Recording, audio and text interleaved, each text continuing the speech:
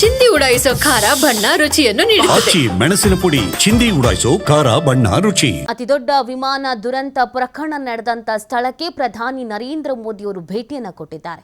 ಖುದ್ದಾಗಿ ಸ್ಥಳ ವೀಕ್ಷಣೆಯನ್ನ ಮಾಡ್ತಾ ಇದ್ದಾರೆ ಪ್ರಧಾನಿ ನರೇಂದ್ರ ಮೋದಿ ಅವರು. ಘಟನಾ ಸ್ಥಳದಲ್ಲಿಗೆ ಮಾಹಿತಿಯನ್ನ ಪಡ್ಕೊಳ್ಳುವಂತ ಕೆಲಸವನ್ನ ಮಾಡಲಾಗ್ತಾ ಇದೆ. ದುರಂತ ಸ್ಥಳವನ್ನ ಪರಿಶೀಲಿಸ್ತಾ ಇದ್ದಾರೆ ಪ್ರಧಾನಿ ನರೇಂದ್ರ ಮೋದಿ ಅವರು.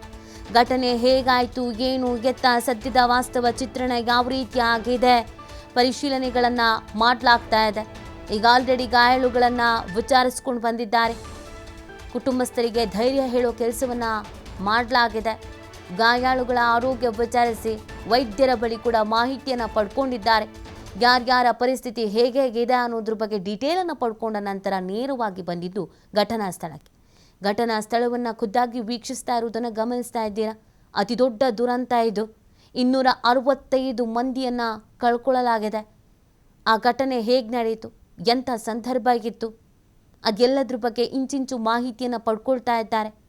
ಈ ಸಂದರ್ಭದಲ್ಲಿ ಹೇಗೆ ಸಿಚುವೇಶನನ್ನು ಹ್ಯಾಂಡಲ್ ಮಾಡಲಾಯಿತು ಅದು ಕೂಡ ತುಂಬಾ ಮುಖ್ಯ.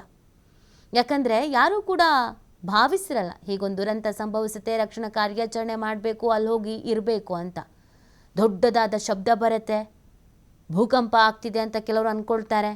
ನೋಡ್ತಾ ಇದ್ದ ಹಾಗೇ ಬೆಂಕಿ ಹೊತ್ಕೊಳ್ಳುತ್ತೆ. ಇಲ್ಲ ಇದು ವಿಮಾನ ದುರಂತ ಅಂತ ಅರಿವಾಗುತ್ತೆ.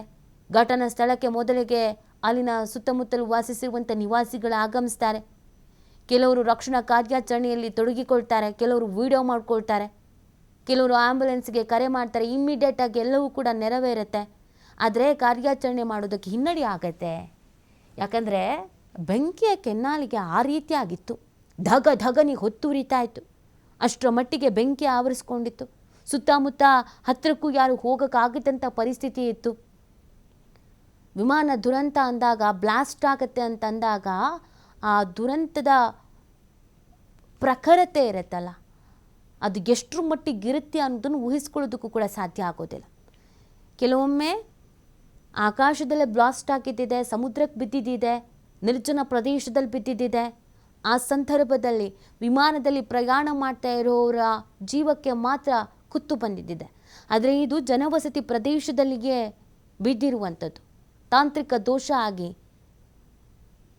ವಿಮಾನ ಹಾರಬೇಕಾಗಿದ್ದು ಟೇಕ್ ಆಫ್ ಆದ ಕೆಲವೇ ಸೆಕೆಂಡುಗಳಲ್ಲಿ ಅಲ್ಲೇ ಪಕ್ಕದಲ್ಲೇ ಇದ್ದಂಥ ವೈದ್ಯಕೀಯ ಹಾಸ್ಟೆಲ್ ಮೇಲೆ ಈ ಒಂದು ವಿಮಾನ ಪತನ ಆಗಿರೋದು.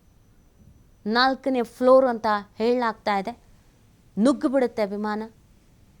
ಅಲ್ಲಿ ಪಾಪ ಒಳಗಡೆ ಇದ್ದವರಿಗೆ ಯಾವುದರ ಅರಿವೇ ಇಲ್ಲ. ವಿಮಾನ ಟೇಕ್ ಆಫ್ ಆಗಿದ್ದು ಗೊತ್ತಿಲ್ಲ, ಮೇಲೆ ಹಾರ್ತಿರೋದು ಗೊತ್ತಿಲ್ಲ, ತಾಂತ್ರಿಕ ದೋಷ ಆಗಿದ್ದು ಗೊತ್ತಿಲ್ಲ, ಒಳಗೆ ನುಗ್ಗೇ ಬರುತ್ತೆ ಅನ್ನೋದು ಗೊತ್ತಿಲ್ಲ.